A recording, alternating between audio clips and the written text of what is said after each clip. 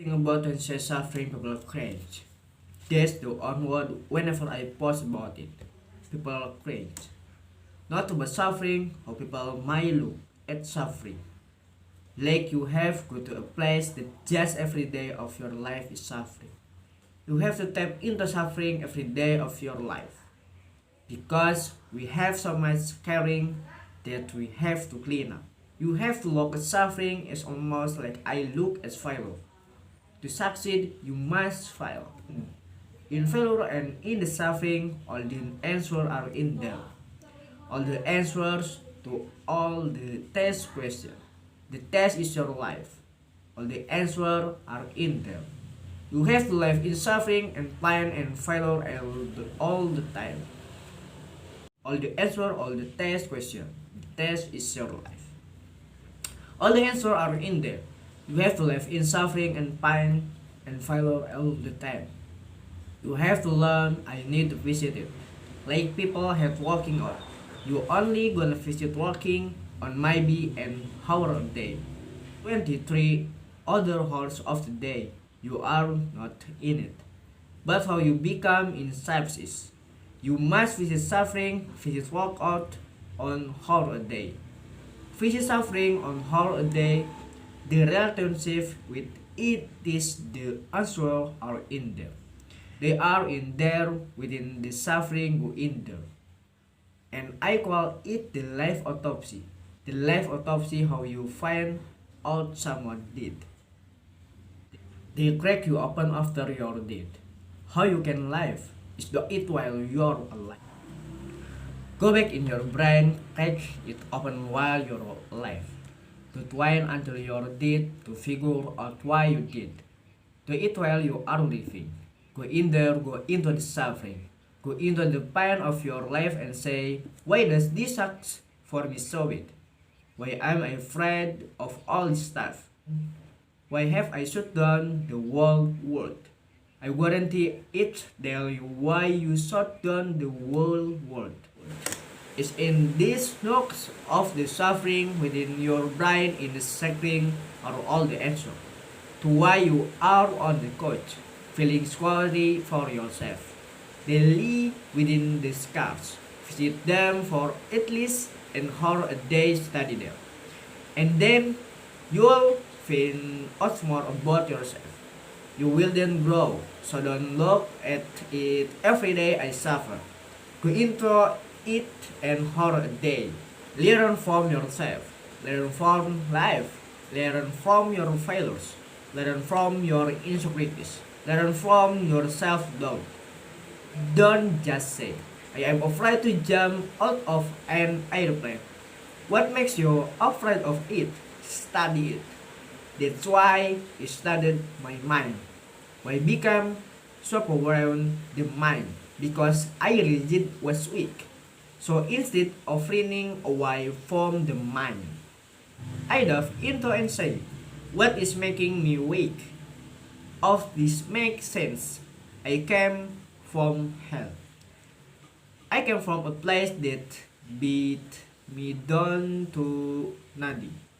Which is why I am afraid all this makes sense. I went back and meet every single person in my mind. Every situation. When one-on-one with them again. In my mind, it's okay. This now we visit this. And that's how you do it. And that's how you do it. And that's how it works. People say, how you do that? You know every painful moment. Yeah, you remember it. We try to put on the rug.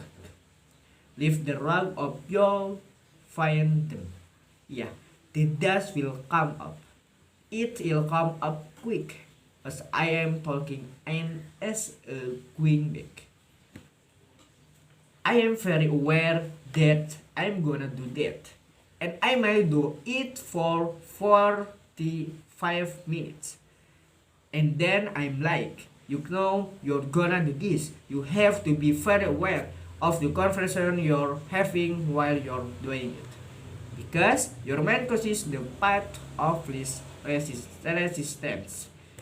Your mind has the ultimate tactical advantage over you. It knows what scares you. It knows your fears. It knows your insecurities and it protects you. Which is why I talk about the 40 14% rule in my book. The 14% rules is all about the brain has a tactical advantage over you. It knows and it keeps you. Why it says don't jump out of an airplane. Don't go in the ocean where there are sharks. It's a protective mechanism. Don't go back to the place where your deadbeat this it out of your in your mind. Don't go back. The brain protects you, but protects you so much. I does own growth. So the brain is an amazing thing, but the brain controls you. You must control it. You must take power over your our mind. Or your mind will guide you into all the soft spots. Soft places that your brain want to live it. Your brain has no information. It doesn't want to go through that process of mind hardening. I just want to do that. I gotta remember what time I got to be here. What time I gotta be there. This is where I wanna stay. I'm peaceful.